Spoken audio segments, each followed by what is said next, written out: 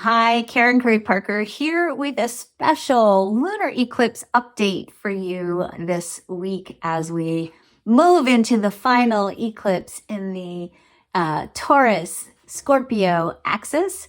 And a really important time, kind of a closing of a chapter and the opening of a new chapter as we move into 2024.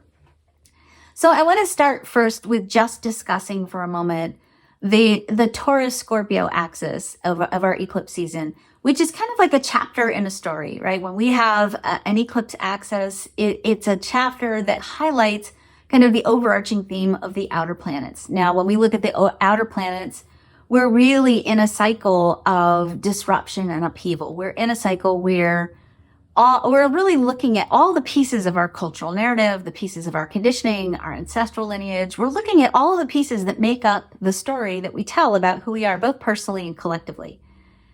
What's been happening over the last few years is we've been taking back control, resuming sovereignty over the story we tell about who we are. Or in the shadow, we've been reacting with old stories and old patterns that don't fit anymore. And so we're in this sort of clash of time frames where in the new time frame, those of us who are really going inward, taking back control of the story, telling the story about ourselves that is true, a bigger, more empowered story, a better narrative about who we are, what we want, and integrating new values and integrating the beginning of a new cultural narrative. And that new cultural narrative, by the way, highlights really essential things like how do we work and what does our work look like and how do we structure our work and what do our finances look like and what drives us around the economy and how do we make our economy more equitable, more just, more aligned, more purposeful, more impactful, more sustainable and abundant. And yet, how do we do it in such a way that we don't compromise who we are and what we want? How do we do community? How do we do food? How do we do health and wellness? Everything right now is subject to change because we've really kind of come to the end of a cycle. And as we, if you think about cycles as sort of through the lens of system theory, it's like when we come to the end of a cycle, we come to the end of that cycle because we've outgrown that cycle, right? The systems that worked in that cycle no longer fit because we've grown past those symptoms, those systems. We've outgrown those systems. And so we're at the end of this cycle of growth. You might look at it as a growth curve. And as systems begin to fail, things are dropping off. We're in this process of then having to construct new systems. And right now we're kind of in between those two places in our growth chart, right? We are still kind of dependent and rooted in some of the old systems, right? You still go to the traditional healthcare system in some cases. We're still working traditionally, but we're really yearning and longing and constructing the templates necessary for us to emerge into a new way of being, a new set of values, a new way of doing things. That crossroads between the old and the new creates tension and it creates disruption. And that tension and that disruption tends to divide us, right? It tends to call us into two separate factions. And in those two separate factions, part of us is looking forward and wanting to go ahead, and part of us is really wanting to go back to how things were when things used to work, right? But we can't go back. We can only go forward. And eventually we'll discover that rather than fighting and dragging the people who aren't ready yet forward, the best way to create the new is to really make it work well, right? To fully build it out in such a way that it becomes a beacon. It becomes a new idea that actually is tested and tried and true. And then without having to convince and drag people will just naturally emerge into this new cycle, this new system. But it's tense, and it's been tense, and it's tense not just collectively, it's tense even personally. We even have tension inside of us, right? As we are also between these two systems personally. Many of us are in that old season, that old cycle of needing to depend still on the old ways of doing things, our old stories, our old narrative, as we are growing into, of course, a new way of doing our own life, right? Building our own systems, our own dreams into reality. So, this time has been, very, very tense, very, very conflicted, very, very divisive. And that's natural.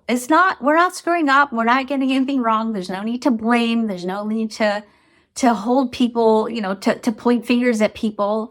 There's really an invitation here for us to explore what's happening and how do we deliberately and intentionally use this cycle as a cycle of intentional, deliberate, conscious growth.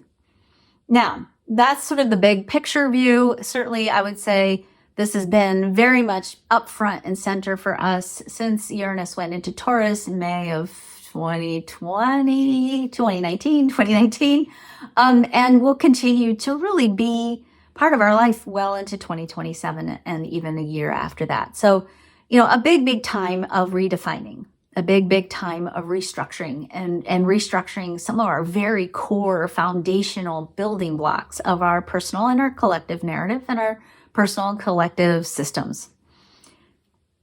So the Taurus-Scorpio axis really has been an invitation for us to go deep. So think about, what were you beginning around November 2021? That's a good place to look at this. What were you beginning around that time frame? And what themes have been playing out in your life since? This axis really invites us to do two different things. The Scorpio part of it invites us to go deep. It really has been an invitation to uncover the depth of our narrative, our shadow side. Where do we have limitations? Where do we have stories that need to be shifted and changed? Where do we need to deepen our connection with the self? In a certain way, Scorpio can be self-ish, meaning it can be self-referenced. It's an energy that really causes us to have to look back and explore patterns and shadow aspects of our narrative. We've been asking the question, who is the me that is here ultimately through this Taurian part of the axis that's here to serve the we? Who am I within the context of the whole? And how do I stay true to myself and also still fulfill my role in the bigger world? How do I work and stay authentic? How do I be in relationship and stay authentic? How do I, create a lifestyle that supports my authentic self-expression and not compromise and still be able to sustain myself in the way the world works right now? And so we've really been grappling with this me within the we, and this exploration of the me within the we, and really looking at, in particular, the theme of integrity. The theme of our value, our inherent value, our self-worth, and how that self-worth gets manifested in our lives. And certainly we've been asking ourselves, is my life a reflection of my worth? And if it isn't, that's where we've been doing this deep dive into cleaning out what might be holding us back from really stepping into our value. Now, I'm going to give you a sneak peek into 2024. This theme is not going away by any stretch of the imagination. In fact, I would say that the entire year next year is inviting us to explore the question, how do we use alignment with our personal purpose, our personal self, with the heart of who we are? How do we use alignment as a source of energy? And how do we use alignment instead of pushing with willpower? So we are really looking at purpose versus will next year. And of course, again, that deep connection with your own personal narrative and your value will keep you from burning out next year, and also keep you facile and in the flow of whatever shifts and changes might be coming down the line for you next year, which is a year that promises to have a lot of twists and turns in the plot line.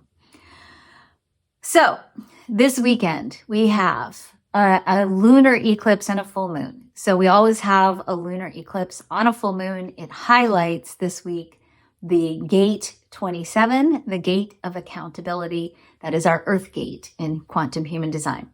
So when we are looking, I think it's, before we start looking at the eclipse, I think it behooves us to note that it's also the sun at this cycle is highlighting the gate 28, which in the shadow can be called the gate of struggle, or in traditional human design, it's the gate of struggle. In quantum human design, we call it the gate of adventure. But really what it is, it's a gate that invites us to explore, where do we want to put our energy?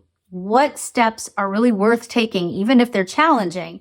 What steps are worth taking to build towards our dream, to build towards that new curve in the system growth, right? That new cycle. So we're really asking ourselves, what's really valuable? What's really meaningful? What values need to be upheld as we go through this growth process, this transformational process?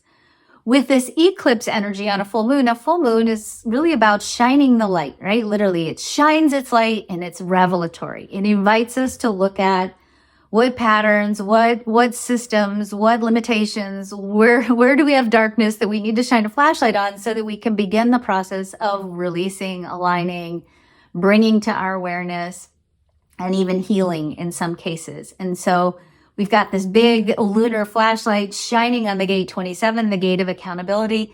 And it's really highlighting big themes. Like it highlights the gate of guilt. I mean, the theme, of guilt, of responsibility, of obligation, of sharing, feeding, nurturing, and of course, alignment with our values and our value system. It's part of the defense circuit, this energy. And so certainly the 28 in the shadow can definitely be a place where there's fighting and potential for war.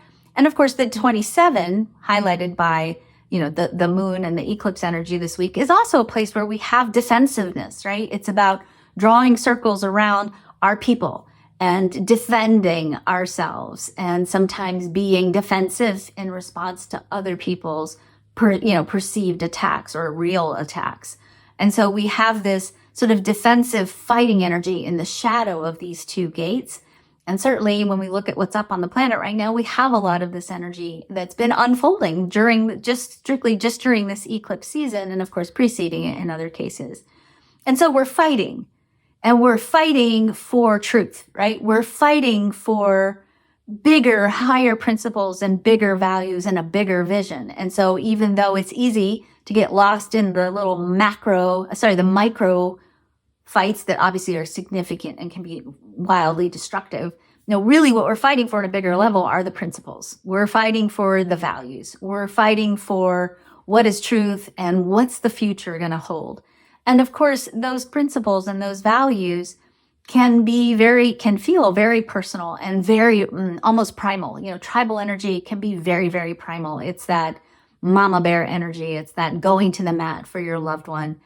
And certainly it's also an energy that requires of us to be accountable, right? You can't just react. It's not a reactive energy.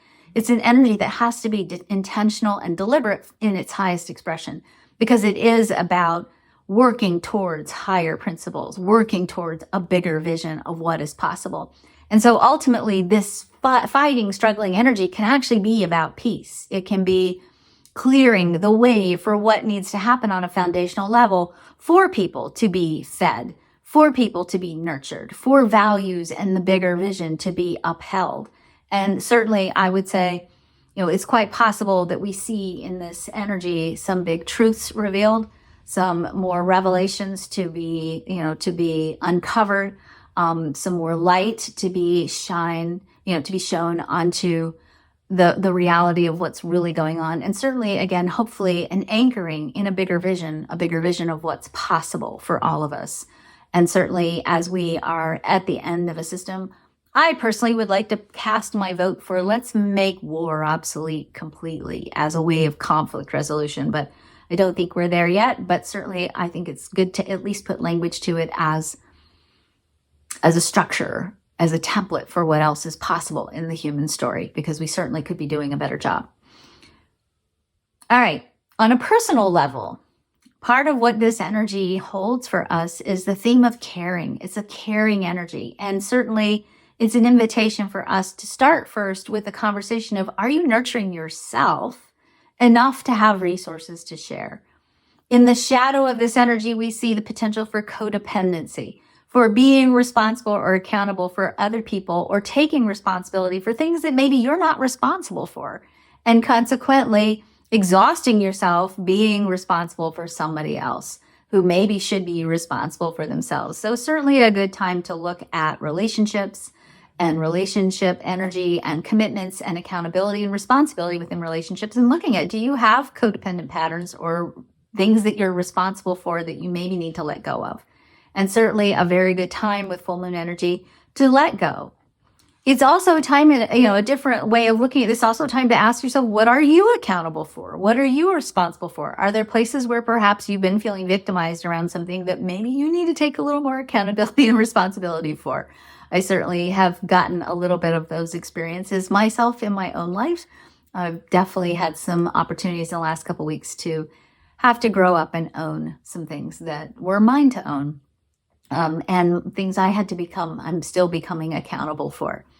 It's also a time to really let yourself receive support and nurturing. Sometimes in this energy, we think we have to do it all. And so it can also be a time when you perhaps give yourself permission to ask for what you need and want, and to hold your relationships accountable for making sure that everyone in the relationship is getting what they need and want, not just the other people.